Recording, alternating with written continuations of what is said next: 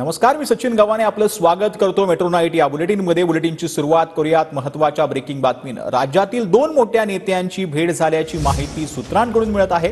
मुंबईतल्या एका हॉटेलमध्ये या दोन मोठ्या नेत्यांची भेट झाल्याची माहिती मिळते।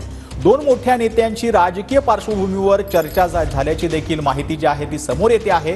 राजकीय भेटीचे येत्या काळामध्ये राज्याच्या राजकारणात पडसाद दिसणार का, असा देखील एक प्रश्न जो आहे तो उपस्थित होतोय। राज्यातील दोन मोठ्या नेत्यांची भेट झाल्याची माहिती जी आहे ती सूत्रांकडून मिळत आहे।